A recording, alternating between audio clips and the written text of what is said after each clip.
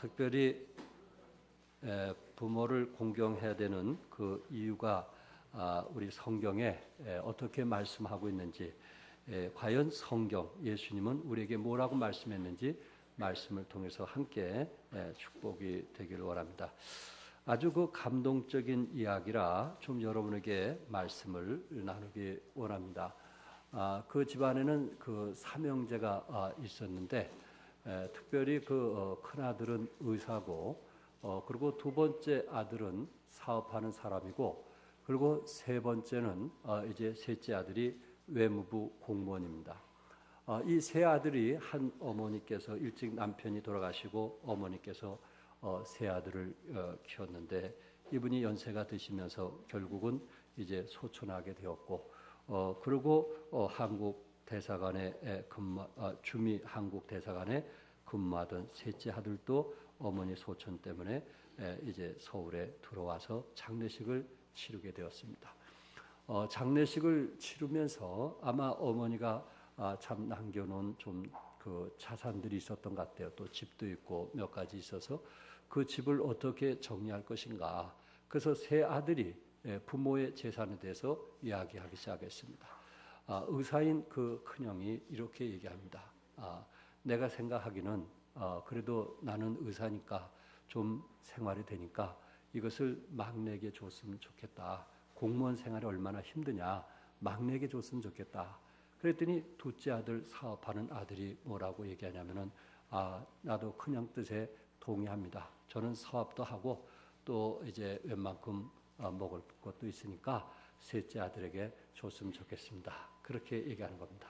그러니까 셋째 아들이 뭐라고 하냐면, 저는 그래도 이제 공무원으로서 남들이 부러워하는 주미 한국 대사관에 일을 하니까 걱정하지 마시고, 이 재산은 그래도 큰형님이 부모님에게 많이 희생하고 헌신했으니까 큰형님이 가지십시오. 이렇게 얘기한 거예요.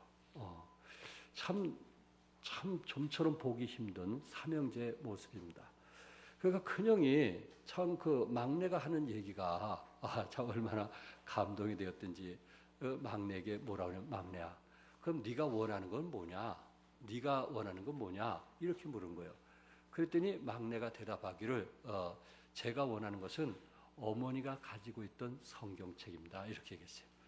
그랬더니 첫째하고 둘째가 놀라는 거예요. 무슨 말이냐? 그거는 줄 수 없다. 내가 재산은 너에게 다 줄 수 있어도 어머니가 읽었던 성경책은 줄 수 없다. 이렇게 얘기하는 거예요. 왜냐하면은 그 어머니가 읽었던 그 성경책은 어머니의 생각과 마음이 담겨져 있기 때문에, 그분의 아름다운 솜씨가 성경책에 담겨져 있기 때문에 그거는 줄 수 없다. 이렇게 얘기한 거예요. 그랬더니 그 한미 그 대사관에 있던 셋째 아들이 뭐라고 얘기하냐면은, 첫째 형이나 둘째 형이나 어머니 산소에 자주 뵐 수 있지만은 나는 해외로 다니다 보니까 어머니를 자주 뵙지 못하니까 그나마 성경책을 통해서 어머니의 냄새를 맡고 싶습니다. 그러니 저에게 이 성경책을 주십시오. 어머니의 어떤 정신적인, 어머니의 어떤 영적인 그 유산을 받고 싶은 자식들의 그 모습, 그것을 저는 보면서 정말 감동이 되었어요. 정말 감동이 되었어요. 이런 자녀들도 있구나. 꼭 이 세상에 악한 것만은 아니구나.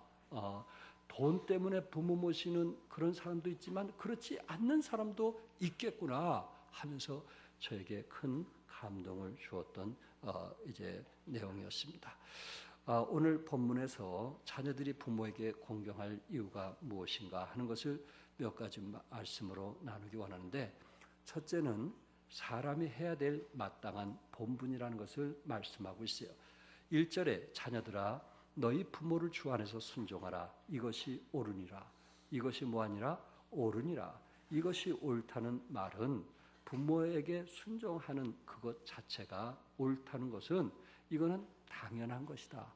사람의 탈을 쓴 사람으로서 부모에게 순종하는 것은 당연하고 마땅한 것이다 하는 것을 말씀을 하고 있습니다.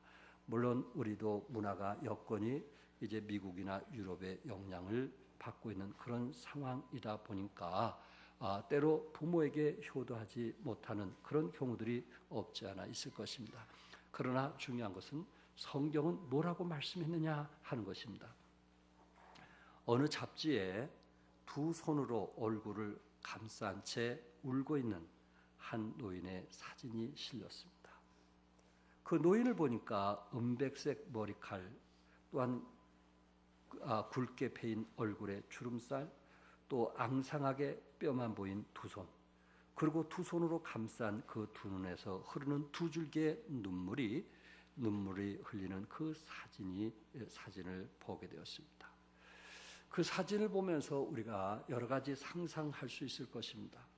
그 사진을 보면서 혹시 그 어머니는 어느 자식이 버린 어머니일까? 그런 생각도 해봤습니다. 어느 자식이 버린 어머니일까?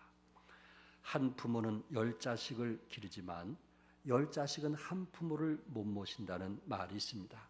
아마 이 잡지에 실린 그 어머니는 큰 자식 집에서 냉대를 받았을 것이고 작은 자식의 집에서 쫓겨남을 받았을 것입니다.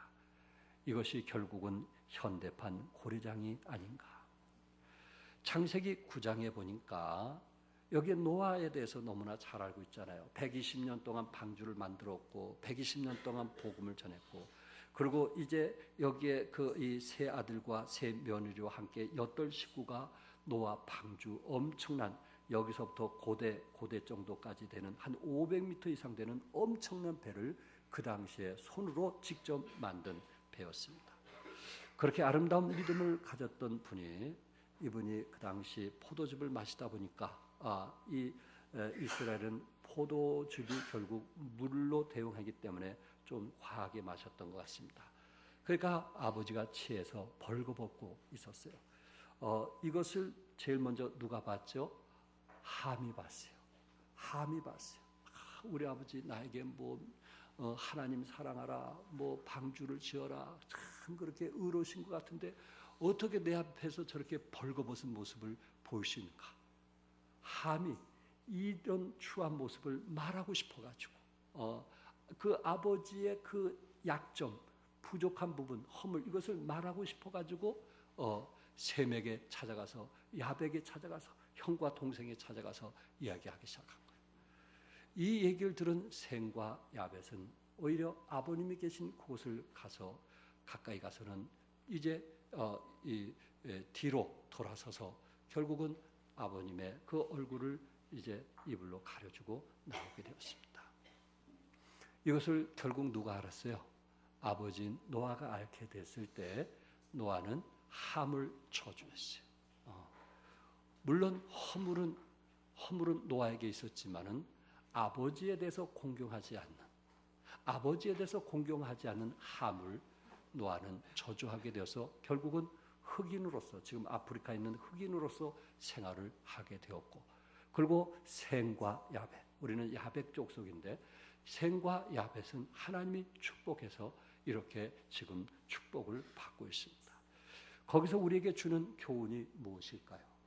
비록 부모가 실수하고 비록 부모가 허물이 있다 할지라도 어떤 사람은 공공연하게 그의 허물을 드러내는, 공공연하게 그 허물을 다른 사람에게 얘기해서 입방아 찍는 그런 사람들을 우리는 보게 됩니다. 결국 하나님께서 그를 어떻게 하시는가 하는 것을 우리에게 보여주고 있으면서 출애굽기 21장 17절에 그 아비나 어미를 저주하는 자는 반드시 죽일지니라고 이미 3000년 전에 있던 성경책에 기록된 말씀인데, 아비나 어미를 저주하는 자는 반드시 죽일지니라, 이렇게 율법에 명시가 되어 있습니다. 여러분, 우리 예수님은 어떠하신 분이십니까? 예수님은 하나님 아니십니까? 예수님은 하나님이면서 여러분과 나를 구원하기 위해서 이 땅에 육신을 입고 오신 예수님이 아니신가 하는 것입니다. 그렇게 육신을 입고 오신 예수님이 행하신 일 중에 어떤 일을 행하시냐면은 누가복음 2장 51절에 보니까 나사렛에 이르러 순종하여 받드시더라. 이것을 원해 보면 부모의 권위에 순종하여 받드셨다, 이렇게 말씀하고 있어요. 2장 51절에는 예수님이 어릴 때부터 성장한 과정, 청년 때 과정, 성숙된 과정을 기록된 말씀이면서 그가 성장하면서 부모에게 순종했다. 우리 예수님도 부모에게 뭐 했다고요? 순종했다. 이렇게 말씀하고 있어요. 우리 성경에 보니까 예수님은 아마 물론 동정녀 이제 탄생을 통해서 마리아를 통해서 태어났지만은 그의 아버지 요셉은 일찍 돌아가신 것 같아요. 그래서 예수님이 혼자서 그의 가족을 돕고 그의 가족의 목수 생활하면서 필요를 채웠던 것을 우리는 보게 됩니다.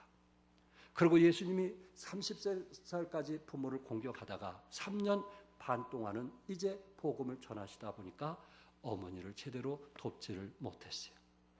그리고 주님께서 그렇게 고난을 당하시고 그렇게 채찍을 맞으시고 그렇게 고통을 당하시고 오히려 예수님 자신 몸도 가누기 힘든 그런 상황에 계신 우리 주님께서 십자가에 다니실 때 그렇게 힘든 상황 속에서도 어머니를 보시면서 여자여 이렇게 말씀하셨고, 그리고 제자들에게 이는 내 어머니라 하면서 제자들에게 부탁하시는 예수님의 모습을 한번 생각해 보시기 바랍니다. 예수님은 그 상황 속에서 머리서부터 발끝까지 온 피를 쏟으시는, 정말 하나님이 어찌하여 나를 버리시나이까, 이런 가장 큰 고통과 아픔 속에서도 그 마음 속에 어머니에 대해서는 잊어버리지를 않았다는 것입니다. 이것이 주님께서 우리에게 보여주신 교훈이 아닐까요? 우리 믿는 크리스찬들에게 보여주는 교훈이 아닐까요? 우리를 낳아주시고 길러주신 부모에 대해서 어떻게 해야 될 것을 우리 주님께서 손수 말씀하고 있지 않느냐 하는 것입니다. 그래서 우리 주님은 이것이 옳으니라, 이것이 성경을 떠난다 할지라도, 아니 종교를 떠난다 할지라도 우리가 사람의 탈을 쓰고 있는 한 부모를 공경하는 것, 이것은 마땅한 것이고 옳으니라, 이렇게 주님은 우리에게 말씀을 하고 있습니다. 두 번째, 예수님은 첫 계명으로 부모를 공경하라고 말씀했어요. 부모를 뭐하라고요? 공경하라. 내 아버지와 어머니를 뭐하라? 공경하라. 이것이 약속 있는 첫 계명이라, 이렇게 말씀을 하고 있습니다. 성도 여러분, 우리 성도들에게 있어서 효도 사상이나 경로 사상은 미풍양속이기 전에, 우리의 어떤 문화의 전통이기 전에, 동양의 도덕의 척도이기 전에 하나님이 우리에게 명령하신 것입니다. 출애굽기 20장 12절에 내 부모를 공경하라, 그리하면 너의 하나님 나 여호와가 내게 준 땅에서 내 생명이 길리라, 장수하리라 하는 것을 약속했습니다. 이것이 약속 있는 무슨 계명이라고요? 첫 계명이라, 이렇게 말씀했어요. 시내산에서 모세가 이제 받아온 것은 몇 계명이었어요? 10계명이었어요. 이 10계명 중에 1계명서부터 4계명은 하나님을 위한 거예요. 하나님의 다른 신을 섬기지 말라, 우상 숭배를 하지 말라 하면서 하나님을 위한 거예요. 그런데 5번째부터 10번째까지는 누구를 위한 거였어요? 우리를 위한 거예요. 사람을 위한 거예요. 그 사람을 위해서 하나님께서 10계명을 주면서 그 6계명이 사람을 위한 것인데, 6계명 중에 첫 계명이 뭐냐면은 부모를 뭐하라? 공경하라. 그런데 참 이 말씀이 우리에게 감동을 주는 것은, 여기서 5계명, 6계명, 7계명, 8계명, 9계명, 10계명, 이 중에 5계명은 하지 말라는 거예요. 하지 말라. 뭐 하지 말라? 성경에 보니까 살인하지 말라, 간음하지 말라, 도적질하지 말라, 내 이웃에 대해서 거짓 증거하지 말라, 내 이웃의 집을 탐내지 말라, 모두 다 뭐 하지 말라 했는데 5계명은 하라는 얘기예요. 5계명은 하지 말라고 우리에게 부탁하면서 하나는 뭐 하라고 했어요? 하라고 그랬어요. 그것은 부모를 뭐 하라고 한 거예요? 공경하라, 이렇게 말씀을 했어요.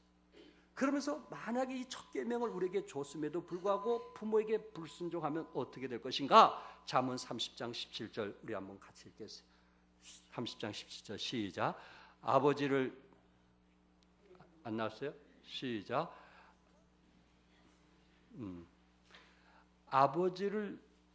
아버지를 조롱하며 어머니께 순종하기를 싫어한 자의 눈은 골짜기의 까마귀에게 쪼이고 독수리의 새끼에 먹히리라.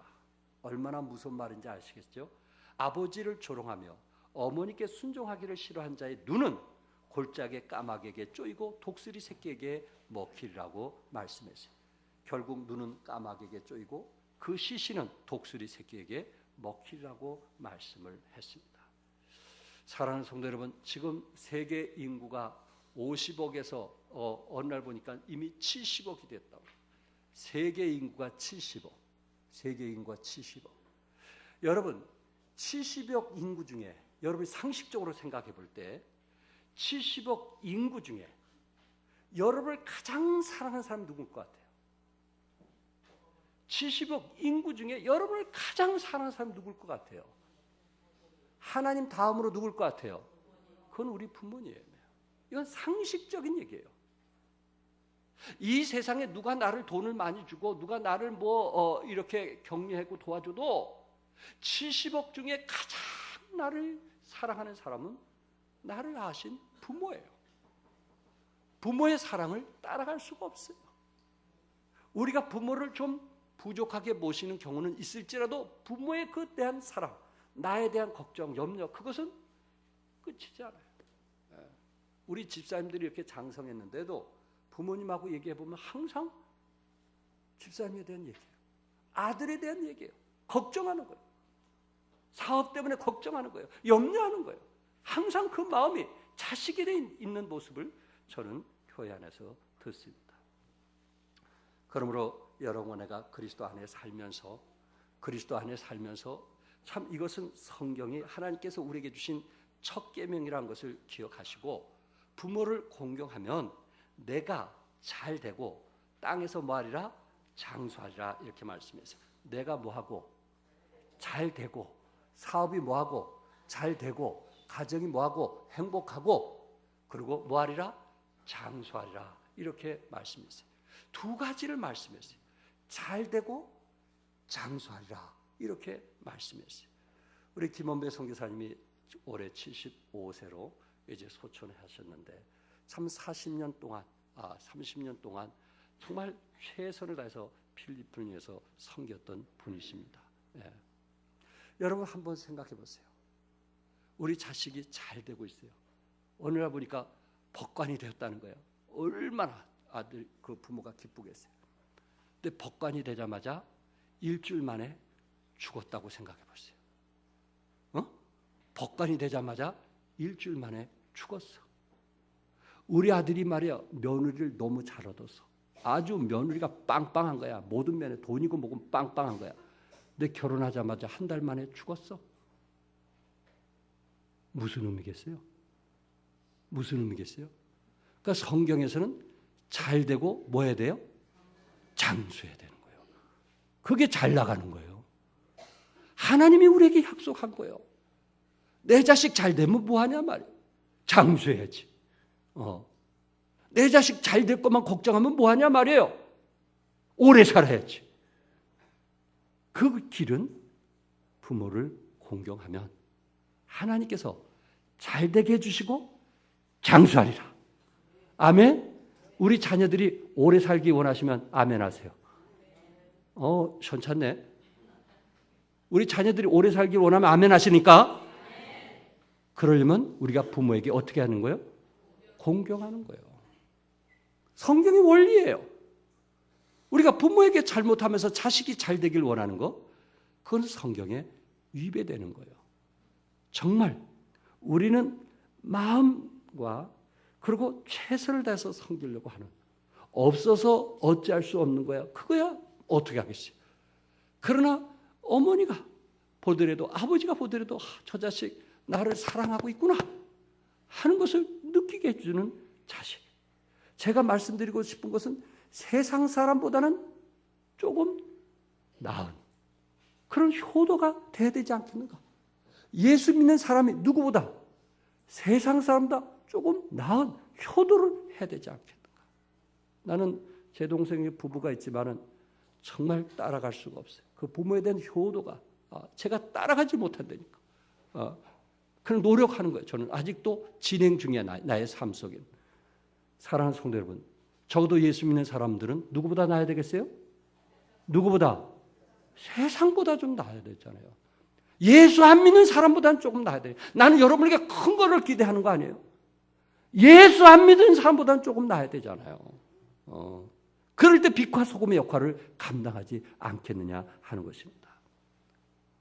모압의 여인 루시라는 사람 알지요? 그의 시어머니 이름이 누구였을까요? 나오미. 거기에 둘째 며느리인데 큰 며느리는 오르바였어요. 이미 나오미가 모압에 가서 두 자식을 잃게 되었을 때 더 이상 거기에 있을 수가 없어서 며느리를 보고 다들 이제 원한 대로 가라고 그랬어요. 그리고 나는 베들레헴 고향으로 가겠다고 하는 거예요. 오르바 며느리는 가만히 보니까 어머니가 가진 것이 없거든. 베들레헴에 땅 한 평도 없거든. 계산을 딱 해보는 거예요. 아, 저 시어머니 따라갔다 내가 굶어 죽겠다. 그리고 포기한 거예요. 근데 룻은 어머니를 가만히 보니까 가진 건 없는데 이분이 하나님을 사랑하시더란 말이에요. 이분이 하나님 없이는 안 되는 사람이에요. 늘 새벽마다 기도하는 사람이고, 그리고 하나님께 찬양하는 사람이고, 말씀 안에 서져 있는 그 어머니를 볼 때 어머니가 가진 것은 없지만은 어머니 믿는 하나님을 내가 믿으면 하나님 나를 축복하실 것이다. 그 마음을 가지고 베들레헴까지 따라온 사람이 누군지 아시죠? 룻이었어요. 결국 그는 어떤 축복을 받았나요? 다윗 왕의 증조 할머니가 되었고 후에는 예수 그리스도의 족보에 오르는 축복을 누리게 되었습니다. 부모를 공경하면 손해보는 것 같은데 하나님께서 공경한 만큼 이 땅에서 잘되게 하고 하나님께서 장수하는 그 축복을 허락해 주신다는 말씀입니다. 언젠가 효도란 무엇인가라는 설문에 대한 조사에 응답한 내용의 60%를 차지한 답변이 뭐냐면 효도라는 것은 부모의 속을 썩히지 않는 겁니다. 효도라는 것은 부모의 속만 썩히지 않으면 그걸로서 자식으로서 할 도리를 다한 겁니다. 이게 60%더라고요. 그런데 몇 사람은 부모의 속을 썩이지 않는 것도 중요하지만 부모를 극진히 섬기는 겁니다. 그렇게 대답한 사람이 6%라는 거예요. 6%. 세상은 지금 어떻게 흘러가고 있는지 아시죠? 부모님, 내가 속썩이지 않으면 돼. 부모님 내가 돈 갖다 쓰지 않으면 되고 부모님 마음 상하게 하지 않으면 돼. 그로서 자식으로서 도리를 하는 거야. 이렇게 생각하는 사람들이 많더라는 거예요. 그러나 그중에 6%는 부모를 극진히 섬기는 것이다. 최선을 다해서 섬기는 것이다. 그렇게 말하고 있습니다. 성경은 뭐라고 말씀했어요? 내 부모를 뭐하라? 공경하라. 공경하라. 공경하라. 다시 말해서 속썩이지 않는 그런 자식을 원하는 것이 아니고 예수 믿는 그리스도인들은 주 안에서 내 부모를 공경하라. 이렇게 말씀했어요. 사랑하는 성도 여러분, 얼만큼 부모를 공경해야 되는가? 제가 그 기준은 여러분에게 이미 말씀을 드렸어요. 세상 사람들이 한 번 전화하면 여러분은 2번 전화하세요. 세상 사람들이 한 번 식사 대접하면 여러분은 2번 식사 대접하세요. 부모가 가진 것이 없을 때, 더 이상 기대할 것이 없을 때, 부모에 대해서 바랄 것이 없을 때 정말 순수한 사랑을 가지고 나를 낳아주시고 길러주신 그 사랑 때문에 고마워하고 감사할 수 있는 관계가 될 수 있기를 바랍니다. 끝으로 세 번째, 부모들이 공경을 받으려면 공경을 보여줘야 한다는 것입니다. 여기 1절에 자녀들아라는 말로 시작되어서 3절까지 자녀들에게 주는 메시지가 기록이 되어 있습니다. 근데 4절에는 누구에 대한 얘기냐면 아비들아 이렇게 말씀했어요. 부모에게 주는 메시지로 연결된 것입니다. 다시 말해서 한때 우리는 자녀였지만은 시간이 지나면 우리는 누가 될 수 있다는 거예요? 부모가 될 수가 있다는 것입니다. 나는 끝까지 자녀로만 있는 것이 아니고 언젠가 우리는 또한 부모가 된다는 사실입니다. 그렇기 때문에 우리는 부모가 되었을 때 나의 자식들에게 본이 되는, 그래서 부모를 공경하는 그런 마음이 필요하다는 것입니다. 솔로몬은 잠언 4장 1절에 아들들아 아비의 훈계를 들으며 이렇게 말씀했어요. 아들들아 아비의 훈계를 들으라. 자녀에게 교훈하고 있는 거예요. 그리고 그 잠언 4장 3절에 나도 내 아버지에게 아들이었으며 나도 내 어머니의 보기에 유약한 외아들이었다고 말하고 있어요. 그러니까 솔로몬도 부모가 있었다는 거 없었다는 거예요? 있었다는 거예요. 나도 한때 아들이었고 나도 한때 내 부모의 외아들이었다라고 고백을 하고 있는 것입니다. 이 말은 우리가 자식들을 위해서 내 부모에게 무엇을 심느냐에 따라서 우리 자식들이 그것을 배우게 된다는 것입니다. 어느 심리학자는 인간에게는 모든 사물을 들여다보고 싶어하는 의지가 있다 했어요. 모든 사물을 들여다보고 싶어하는 의지가 있다. 특별히 딸을 가진 엄마들은 그 딸은 아버지를 이제 그 6살, 5살, 6살 때 이제 아빠와 연애한다고 했고, 이미 아들은 5살, 6살 때 누구와 연애한다고요? 엄마와 연애한다고 했어요. 그러니까 엄마가 하는 대로 그대로 따라서 하는 거예요. 딸은 엄마가 하는 대로 그렇게 따라서 하는 이유는 누구에게 잘 보이게 해서? 아빠에게 잘 보이게 해서 하는 거예요.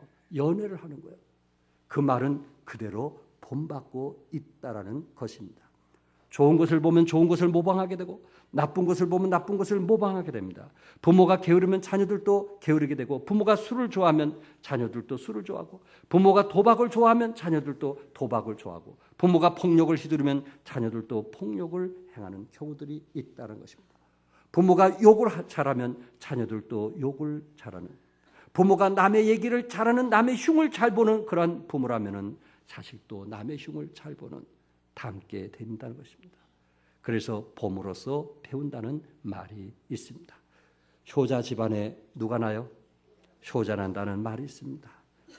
내가 부모에게 효도하는 것을 내 자식이 보고 그것을 배우기 때문에 그렇습니다. 성경대로 말씀한다면 심는 대로 뭐하리라? 거두리라, 이렇게 말씀했어요. 그러므로 살아계실 때 우리가 정말 찾아뵙기 어려우면 전화라도 해서 여러분들이 정말 부모를 사랑하고 있다는 것을 보여주시기 바랍니다. 옛날 고려장 있을 때 만들어진 얘기입니다. 아버지가 아들을 데리고 이제 이 손자의 할아버지를 지게 메고 깊은 산골짜기에 들어갑니다. 아들은 그 광경을 지켜보고 있는 것입니다. 아버지는 자기 할아버지를 깊은 산골에 버리고 그리고 지게도 그곳에 버리고 내려오는데 아들이 안 내려오는 거예요. 그래서 한참 기다렸더니 아들이 지게를 메고 오는 겁니다. 야, 그 지게는 왜 메고 오냐? 했더니 아들이 얘기합니다. 아버지도 할아버지를 여기다 버렸는데 내가 아버지 버리려면 지게가 있어야 되지 않겠어요? 그래서 이 지게를 가지고 왔어요. 아들은 아버지가 한 대로 하기를 원한 것입니다. 이런 글이 있습니다. 여성의 극치는 어머니가 됨에 있다. 여성이 어머니가 되었을 때 인간의 모든 아름다움을 다 갖추게 된다. 어머니는 가장 강하면서도 가장 부드럽고 가장 너그러우면서도 가장 뜨겁고 그가 이제 사는 것도 어머니로서 살고 죽는 것도 어머니로서 죽는 것이다. 의미 있는 얘기 아니겠어요? 어머니는 강한 사람입니다. 어머니가 효도한 마음이 있으면 얼마든지 강한 어머니를 통해서 효가 이루어진다는 사실입니다. 여러분, 우리는 어머니를 통해서 예수님의 사랑을 보게 됩니다. 어머니는 조건 없이 자식들을 사랑합니다. 아버지는 조건 없이 자식들을 위해서 희생합니다. 때로 가끔 여러분들에게 손주가 있을 때, 용돈을 주죠. 용돈을 줘요. 그리고 그 아이의 필요를 조금씩 채워줄 거예요. 근데 그 아이는 아랑곳하지 않아요. 할아버지 할머니가 얼마나 귀한지 아직 나이가 어려서 잘 몰라요.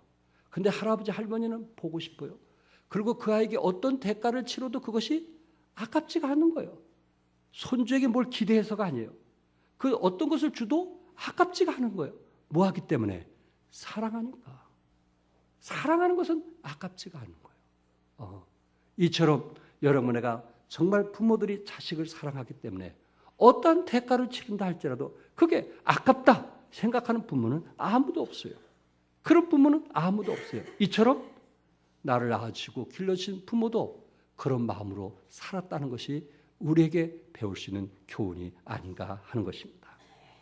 옛날 강원도 한 마을에 어떤 농부들이 이제 개를 키워가지고 그리고 1년에 한 번씩 잡아먹잖아요.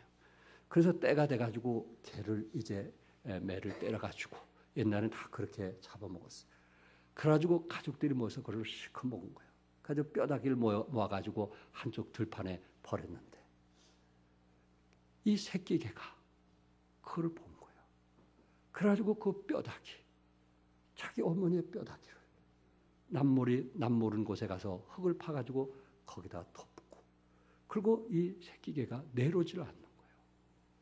나중에 그 가족들이 찾고 보니까 거기에 무덤이 조그맣게 하나 있고 그리고 거기 새끼 개가 있어서 거기에 파봤더니 그 어미 뼈다귀들이 거기에 묻어 있더라는 거예요.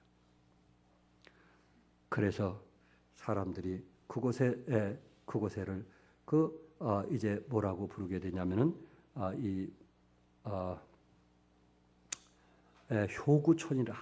효구촌이라 이렇게 불렀다고 합니다. 효구촌. 새끼개도 자기 어머니 죽은 그 묘 앞에서 자기 생애를 마치는 효구촌. 하물며 여러분과 나는 적어도 우리는 효부촌 그런 사람이 돼야 되지 않을까. 적어도 우리는 부모만큼은 우리 성서 침략에 안에서는 버리는 일이 없기를 바랍니다. 때로 요새 문화에 의해서 요양원에 모시는 경우들이 우리 교회도 참 많아요. 우리 성서 침례교회도 요양원에 모시는 분들이 많이 계세요. 그럴 수 있어요. 그런 상황에 따라. 그러나 좀 더 우리가 전화하고 그리고 찾아뵙고 또 그곳에 계신다고 업신여기지 말고 그분들을 귀히 여기는 여러분과 내가 될 수 있기를 바랍니다. 왜? 나를 낳아주신 분이니까. 이제 그분들이 사신다면 얼마나 더 살겠어요? 5년 더 사시겠어요? 한번 생각해요. 5년 더 사시겠어요? 얼마나 더 살겠어요? 낳아주시고 길러주신. 한문에서 효도효는 자식이 노부모를 없는다는 뜻을 지닌 글자입니다. 자식이 노부모를 없는다는 뜻을 지닌 글자입니다.